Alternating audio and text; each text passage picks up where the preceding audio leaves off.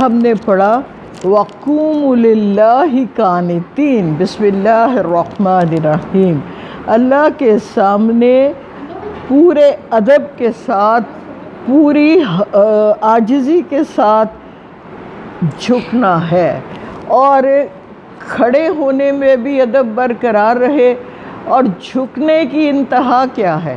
سجدہ۔ سجدے کی حالت میں انسان اللہ کے سب سے زیادہ قریب ہوتا ہے۔ اللہ تعالیٰ کو سجدے کی حالت بہت پسند ہے۔ پیارے نبی صلی اللہ علیہ وآلہ وسلم سے ایک صحابی کہتے ہیں، یا رسول اللہ صلی اللہ علیہ وسلم، میں چاہتا ہوں میں جنت میں آپ کے ساتھ ہوں۔ تو آپ نے فرمایا پھر سجدوں سے میری مدد کرو، کثرت کرو، سجدوں کی کثرت کرو۔ اب چونکہ سجدوں کی کثرت کا بھی ذکر ہو گیا، تو اللہ جی کیا کہتے ہیں کہ جب کھڑے ہونا ہے تو تب بھی ایسے طریقے سے کھڑے ہونا ہے کہ مؤدب ہو کے پتہ چلے کہ ہم اس رب جو ان اللہ علی کل شیء قدیر ہے، جو سب سے ہے ہی بڑا، وہ باقی تو سارے چھوٹے، تو اس کے آگے کیسے کھڑا ہونا ہے، اس کے آداب نماز میں ملحوظ خاطر رکھنے چاہیے۔ اللہ پاک یہ فرما رہے فَإِنْ خِفْتُمْ فَرِجَالًا أَوْ رُكْبَانًا۔ فَإِنْ اور اگر، خوف سے ہے یہ لفظ، خفتم حالت خوف میں ہو تم، فرجالن پیدل ہو، اور رکبانن یا تم سوار ہو، دونوں صورتوں میں آپ کو نماز ادا کرنی ہے۔ یہ نہیں لکھا، اس کے مختلف طریقے ہیں۔ پیارے نبی صلی اللہ علیہ وآلہ وسلم کی حدیث سے ثابت ہے کہ اگر آپ لشکر کے سامنے ہیں اور اس حالت میں بھی نماز کو چھوڑنے کا حکم نہیں ہے۔ نبی اکرم صلی اللہ علیہ وآلہ وسلم کے طریقے سے یہ پتہ چلتا ہے کہ آدھی جماعت نماز ادا کرے گی اور آدھی ڈیوٹی دے گی، پھر آدھی نماز جو دوسرے نمازی ہوں گے وہ ڈیوٹی دیں گے، اور باقی کے آدھے نماز ادا کریں گے۔ اس کے اور طریقے بھی احادیث سے ثابت ہے کہ وہ کس کس طریقے سے ادا کرنے چاہیے، لیکن ہم اس کو یہاں تک رکھیں گے کہ حالت خوف میں بھی، ایون کہ جنگ کی حالت میں بھی، نماز کو قضا یا چھوڑنے کا حکم نہیں ہے۔ آگے کیا کہا اللہ جی نے؟ فَإِذَا أَمِنْتُمْ، پھر جب تم امن میں ہو جاؤ، امن کی حالت میں، یعنی خوف کی فضا ختم ہو گئی ہے، اب امن کی فضا قائم ہو گئی ہے، فَاذْكُرُوا اللَّهَ، تو پھر تم اللہ کو یاد کرو، ذکر کرو، كَمَا عَلَّمَكُمْ، جیسا آپ کو سکھایا گیا، مَا لَمْ تَكُونُوا، آپ کو نہیں معلوم تھا، تَعْلَمُونَ، آپ نہیں جانتے تھے اس کے بارے میں۔ تو یہ کس نے سکھایا اور کیسے سکھایا؟ اللہ تعالیٰ خود نماز کے معلم ہیں۔ انہوں نے جبریل امی کے ذریعے پیارے نبی صلی اللہ علیہ وآلہ وسلم کو نماز پڑھنے کا طریقہ سکھایا۔ جبریل امی 2 دن آتے رہے۔ پہلے دن انہوں نے اول وقت میں 5 نمازیں ادا کروائیں، اور دوسرے دن انہوں نے آخر وقت میں 5 نمازیں ادا کروائیں، اور بتایا کہ نماز کو اس طرح پیارے نبی صلی اللہ علیہ وسلم ادا کریں۔ اور اللہ کے نبی نے ہمیں کیسے سکھایا؟ آپ نے کہا جیسے مجھے دیکھتے ہو نماز پڑھتے ہوئے، ویسے تم بھی نماز ادا کرو۔ ضروری بات کیا ہے کہ ہمیں چھوٹی چھوٹی باتوں پہ، کہ یہاں رفع یدین کرنا ہے، یہاں نہیں کرنا، دونوں طریقے اللہ کے نبی سے ثابت ہیں، ہمیں ان پہ بضد نہیں ہو جانا چاہیے کہ نہیں میں نے تو یہ طریقہ پکڑا ہوا ہے، تو ایسے کیوں پڑھتی ہے، تو وہ فلانا ایسے کیوں تیری تو نماز ہوئی نہیں، ہم یہاں تک چلے جاتے ہیں۔ یہ سب غلط ہے، یہ سب غلط ہے۔ اللہ کے نبی نے اگر 2 طریقوں سے نماز پڑھی ہے تو ہمیں حق نہیں ہے کہ ہم نے اپنی ڈیڈ کا جواب دینا ہے، اپنے معاملات کا جواب دینا ہے۔ ہمیں دوسروں کو حکمت کے ساتھ اگر آپ ان کو یہ بتا سکے، وہ جب آپ کے پاس علم ہو کہ یہ ایسے جائز نہیں ہے، جیسے بعض اوقات جو کرسی پہ پڑھنے والے نماز ہیں ان کے لیے علماء کہتے ہیں کہ رکوع میں آپ کا سر یہاں تک اگر گیا تو سجدہ میں اس سے زیادہ جھکنا چاہیے۔ اب بات یہ ہے کہ یہ ایک علم والے نے بتایا کہ یہ کام ضروری ہے اور ہم نے سیکھ لیا، لیکن بے جا ہم نے چھوٹی چھوٹی نماز کی باتیں پکڑ کے فرقہ واریت کو ہوا دی ہے۔ اب جتنے اہل حدیث ہیں وہ بار بار رفع یدین کرتے ہیں، وہ یہ کہتے ہیں کہ اللہ کے نبی سے یہ ثابت ہے کہ وہ ہر رکعت سے پہلے رفع یدین کرتے ہیں، ایون کہ کبھی رکوع میں جانے سے پہلے بھی رفع یدین کرتے ہیں۔ اللہ بہتر جانتا ہے، ہم نے جتنا سیکھا اور سنا اس میں اتنا ہی سیکھا کہ پھر ان معاملات میں صرف یہی نہیں، ہمارے جو ہیں امام، ہمارے حنفی ہیں جیسے، ان میں بھی اختلاف رائے پایا جاتا ہے۔ تو ان باتوں کو ذہن میں رکھتے ہوئے ہمیں یہ بات واضح طور پہ جان لینی چاہیے کہ کسی پر بے جا اعتراض نہ کریں جب تک کہ آپ کے پاس اس بارے میں پورا علم نہ ہو، اور بلا وجہ مفسد والی، فساد والی فضا کو مت بنائے، کیونکہ ہر پارے میں مجھے تو لگتا ہے قرآن کے ہر صفحے پہ اللہ نے یہ کہا ہے لا تفسدوا فی الارض، کہ زمین میں فساد نہ مچاؤ۔ تو ہم یہ چھوٹی چھوٹی باتیں لے کے پھر اللہ نے ہم سے کیا کہا کہ اللہ کی رسی کو مضبوطی سے تھام لو اور تفرقہ بازی میں نہ جاؤ، لیکن ہم اسے باز نہیں آتے، ہم جاتے ہی تفرقہ بازی میں۔ تو اللہ تعالیٰ ہم کو معاف کرے، اور بات یہ ہے، صرف سوچنا یہ ہے کہ جو قطعی غلطی ہو آپ نے اس کا آپ کو پورا علم بھی ہو تو علیحدگی میں حکمت کے ساتھ اس بندے یا اس بندی کو، بچی کو سمجھا دیجیے کہ بیٹا یہ تیرا طریقہ غلط تھا۔ اس کو ہوا دینے کی ضرورت نہیں ہے۔ آپ کو پتہ ہے گندی بات کرنے سے بھی آپ کے دین نے آپ کو روکا کہ آپ چاہ جائے کہ کوئی بہت زیادہ اس سے ایفیکٹ ہوا ہو تو وہ عدالت میں جا کے بات کرے، لوگوں میں افواہیں نہ پھیلائے۔ یہ قرآن کا حکم یہ۔ تو ہم کیا کرتے ہیں؟ ہمیں تو اپنے اعمال کا جائزہ لینا ہے نا کہ ہم کیا کرتے ہیں۔ ہم وہی کام جو ہے تو کر کی دیتا ہے، اس طرح تھوڑا ہی ہوتا ہے، یہ طریقے غلط ہیں۔ آپ پہلے خود سیکھیے، پھر اس کے بارے میں بات کیجئے، یا پھر کسی بڑے عالم سے پوچھ لیجئے، سو کالڈ عالم نہیں، پورا دین والا کوئی بندہ ہو، اس سے۔ آگے چلتے ہیں۔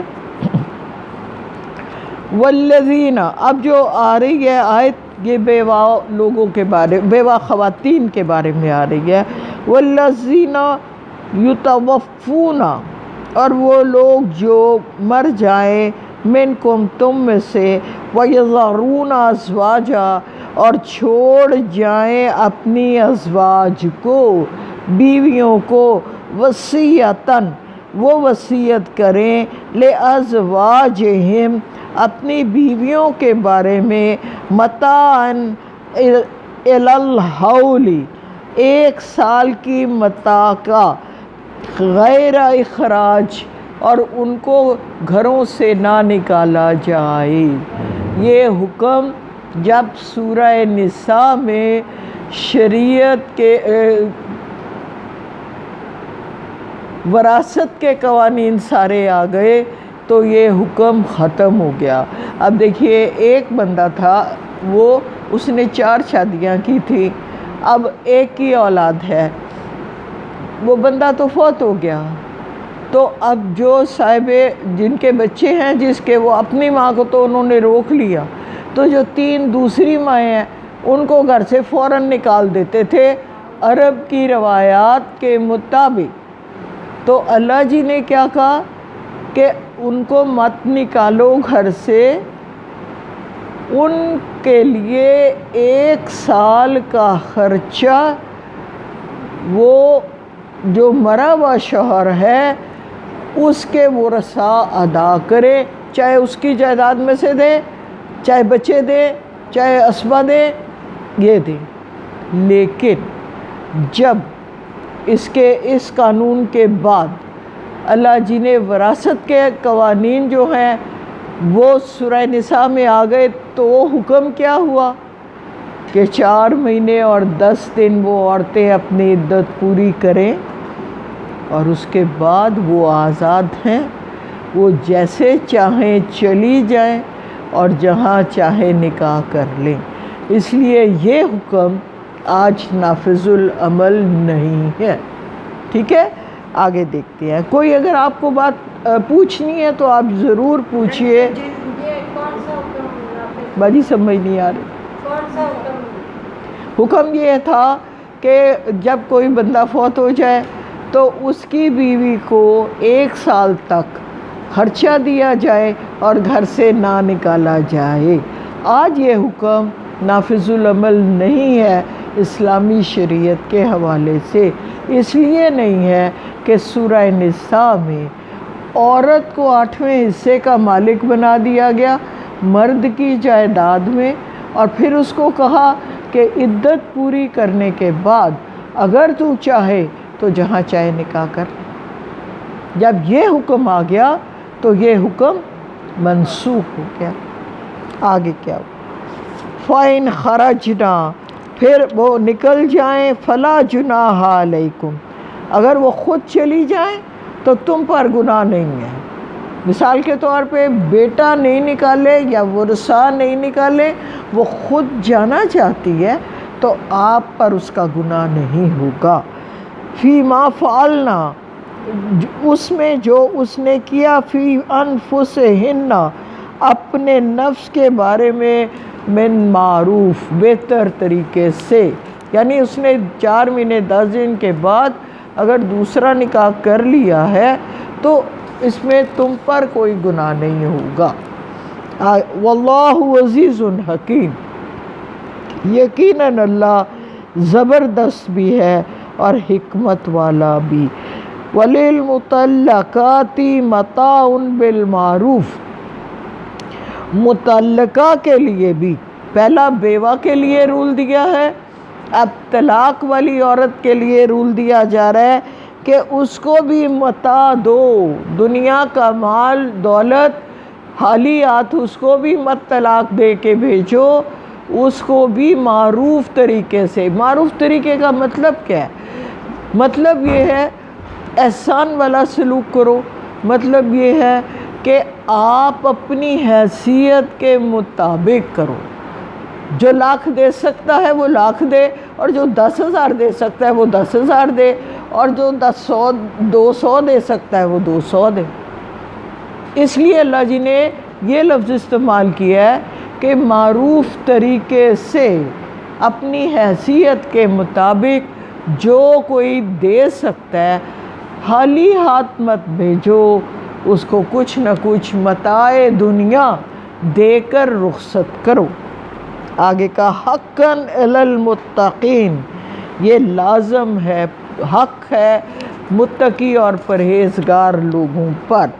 کذالک، اسی طرح، یبین اللہ، اللہ بیان کرتا ہے، لکم، تمہارے لیے، آیات ہی، اپنی آیات کو، لعلکم، تاکہ تم، تعقلون، عقل سے کام لو، یعنی سمجھ لو، جان لو تاکہ تم عقل سے کام لو۔ آگے کیا کہا؟ الم تری الی الذین، اب جو ہم پڑھنے لگے ہیں یہ 2 رکوع ہیں اور دیکھتے ہیں ہم کہاں تک چل سکتے ہیں، لیکن ان میں جو معاملات اللہ جی ڈسکس کر رہے ہیں وہ بنی اسرائیل کی تاریخ کے حقائق۔ وہ کیا ہے کہ آپ نے یہ بات پڑھی سنی، کئی دفعہ میرے ساتھ بھی ہوئی کہ 40 سال تک صحراؤں میں چھوڑ دیا گیا تھا بنی اسرائیل کو اس جرم کی پاداش میں کہ انہوں نے کہا تھا یا موسیٰ لڑے تو یا اس کا خدا لڑے، اور پھر اس کے بعد انہوں نے جو نئی نسل آئی اس نے خود یہ خواہش کا اظہار کیا کہ ہمارے لیے کوئی اللہ جی سپہ سالار مقرر کر دو جس کی سرکردگی میں ہم آپ اللہ کے راستے میں جنگ کریں، جہاد فی سبیل اللہ کریں اور ہم اپنا علاقہ حاصل کریں۔ اصل میں ہوا یہ تھا کہ جب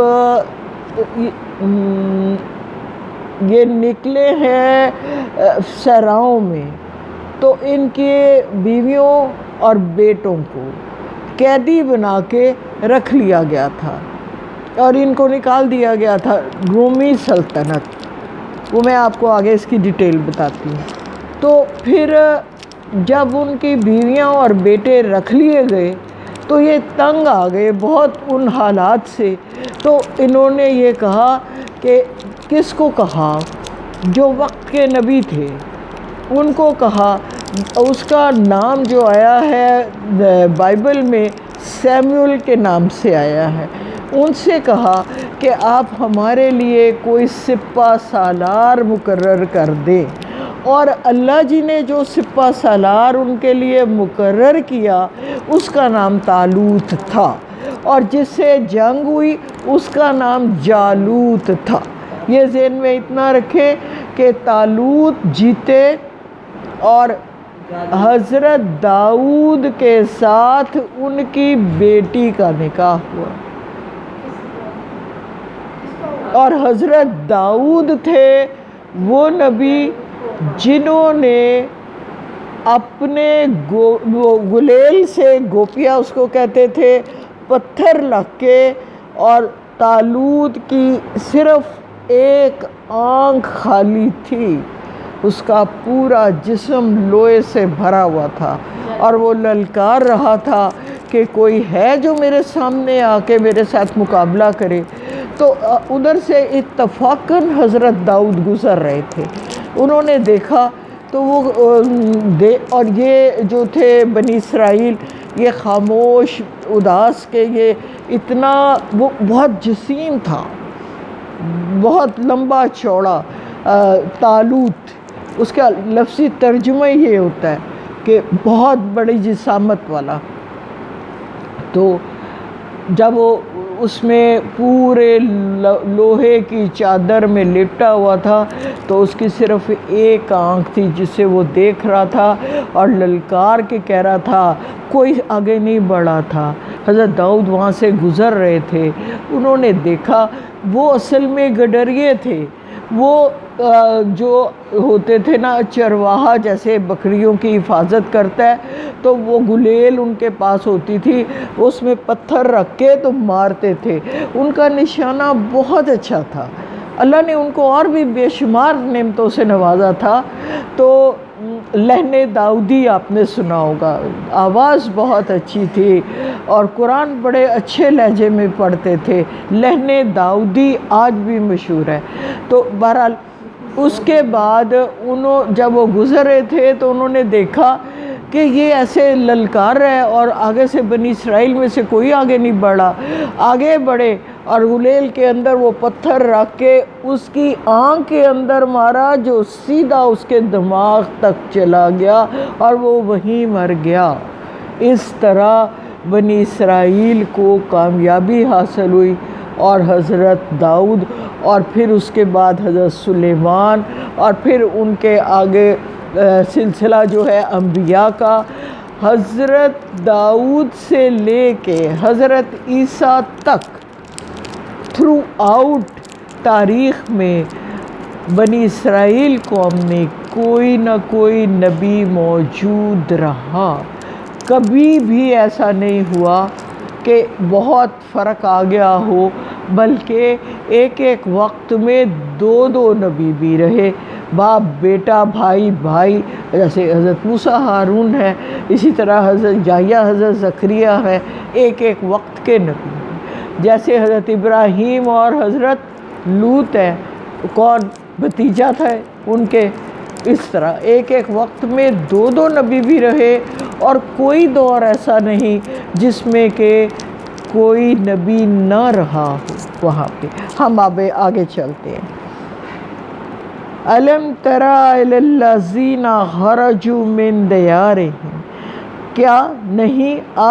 کیا لم نہیں ترا تو نے دیکھا، إِلَى الَّذِينَ ان لوگوں کی طرف، خرجوا جو نکل کھڑے ہوئے، من دیارہم اپنے گھروں سے، وہم الوفن کہتے ہیں ہزاروں کو، اور ان کی تعداد ہزاروں میں تھی، حذر الموت موت کے ڈر سے. فقال لهم اللہ موتوا اللہ نے ان سے کہا کہ مر جاؤ، ثم پھر احیاہم انہیں زندہ کر دیا. اب یہاں کچھ نہ مفسرین کا خیال ہے کہ اللہ نے ان کو بے ہوشی دی تھی، لیکن ہم یہ کیسے کہہ سکتے ہیں کہ اللہ نے ان کو بے ہوشی دی تھی؟ اللہ مار بھی سکتا ہے، زندہ بھی کر سکتا ہے. اگر ہم صرف یہ کہیں تو اس کا مطلب یہ ہے کہ ہم اس کے ان اللہ علی کل شیء قدیر ہونے پر یقین نہیں رکھتے، جبکہ ہم رکھتے ہیں. یار اس کو کھول دے، کب سے اس کو کھول رہی ہوں، یہ کھلتی ہی نہیں. اچھا، تو مقصد کیا ہے بات کا کہ جب اللہ جی قرآن میں ہمیں کہہ رہے ہیں کہ ہم نے ان کو موت دی، تو اس کا مطلب ہے کہ ان کو موت دی اور پھر زندہ کر دیا. اب یہ کن کے بارے میں کہا جا رہا ہے؟ وہ جو لوگ حضرت موسیٰ علیہ السلام کے لوگ تو نہیں تھے، موسیٰ علیہ السلام ان کے لوگ تو نہیں تھے جن کو مارا تو زندہ کر، وہ اور لوگ تھے. یہاں اللہ جی جو بات کہہ رہے ہیں وہ یہ کہہ رہے ہیں کہ جو لوگ گھروں سے نکل پڑے تھے دیار سے، اور وہ وہی لوگ تھے جو اب یہ خواہش لے کے نکلے تھے کہ ہم اپنے بیوی بچوں کو ان سے آزاد کرائیں.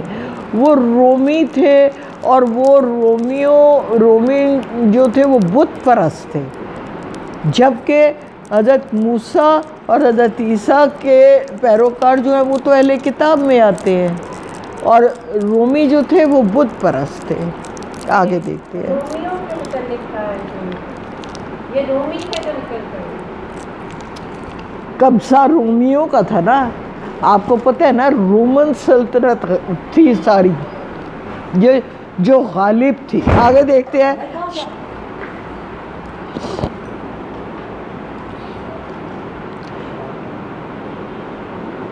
یہ ہم اس کے بارے میں، یہ جو اللہ جی نے کہا موتو مر جاؤ، اور وہ مر گئے، ہم اس کے بارے میں یقینی طور پہ کچھ نہیں کہہ سکتے. شاید وہ خوف والی بات ہو یا بزدلی والا جو تھا معاملہ، کہ انہوں نے بزدلی دکھائی تو تھی نا کہ ہم نہیں لڑ سکتے.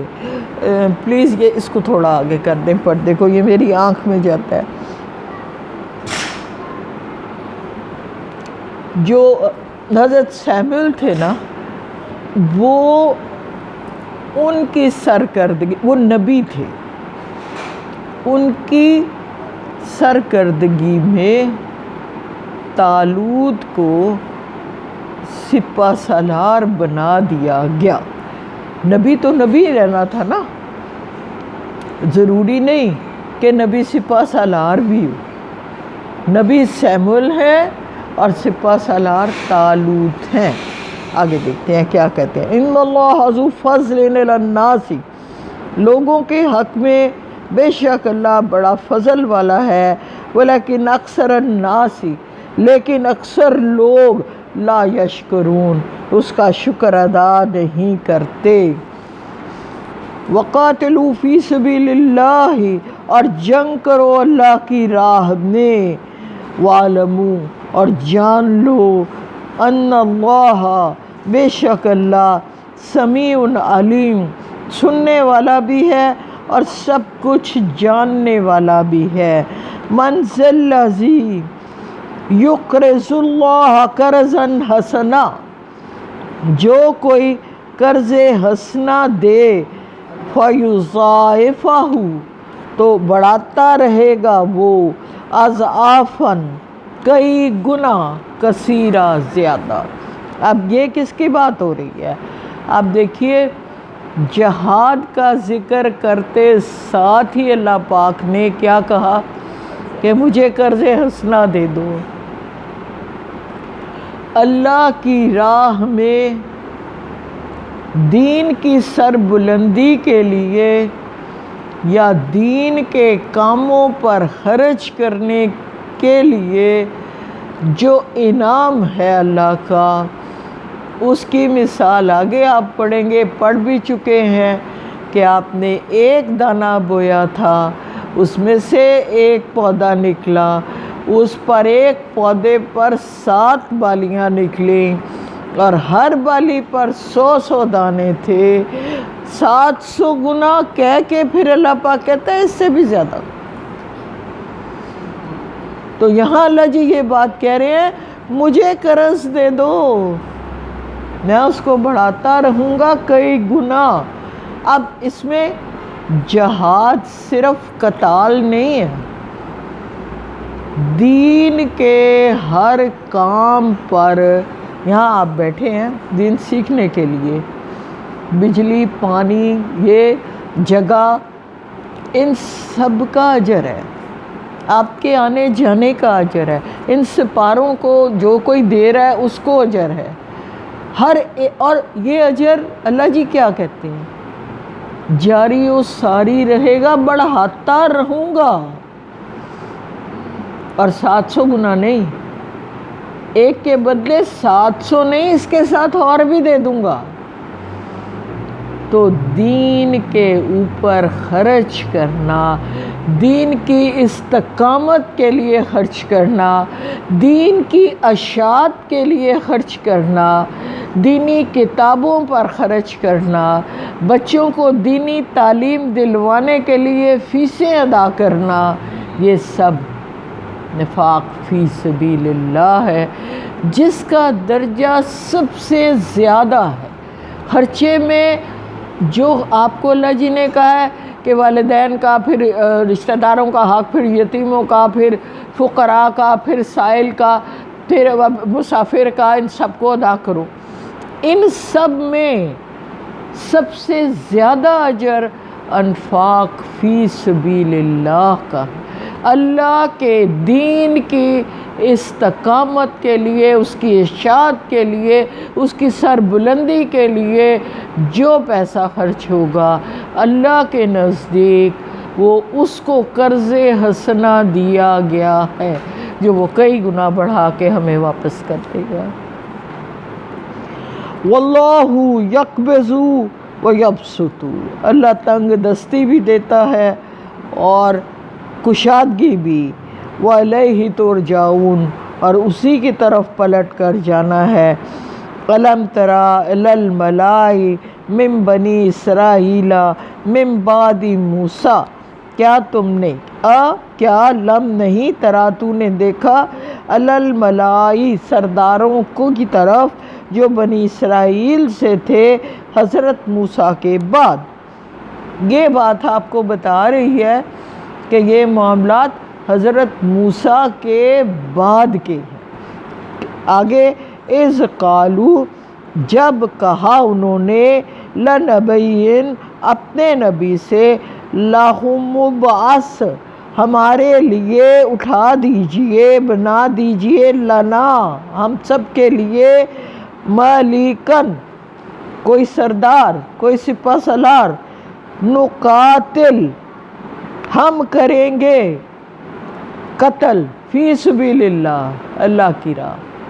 یہ جو ابھی ساری میں نے بات بتائی ہے، یہ حضرت موسیٰ کی ڈیتھ کے بعد یہ افریقہ کی صحراؤں میں 40 سال تک گھومتے رہے، اور اس کے بعد ان کو یہ خیال ہوا کہ ہم نے ہمارے بیوی بچے لے لیے ہیں اور ہمیں نکال دیا گیا ہے، تو اب وہ کہہ رہے ہیں کہ آپ ہمارے لیے، اسی کا نام سیموئل ہے نبی جو اس وقت موجود تھے، کیونکہ قرآن کا کام تاریخ بیان کرنا نہیں ہے، قرآن کا کام یہ بتانا ہے کہ کیسے یہ معاملات آگے بڑھے، اللہ کے نبی کو تسلی دینا ہے کہ ان کے دنوں میں بھی ایسے جہاد، کیونکہ ابھی یہ غزوہ بدر نہیں ہوا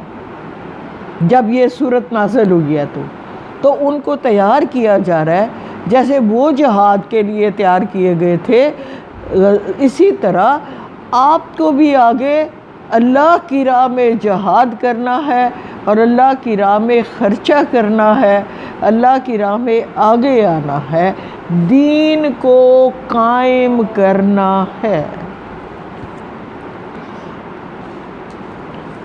قالا حل عصیتم، قالا انہوں نے کہا، حل عصیتم ہمیں اندیشہ ہے، ان کوتبہ کہ اگر فرض کر دی گئی علیکم القتال، تم پر جہاد، اللہ تقاتلوا تو پھر تم جنگ نہ کرو۔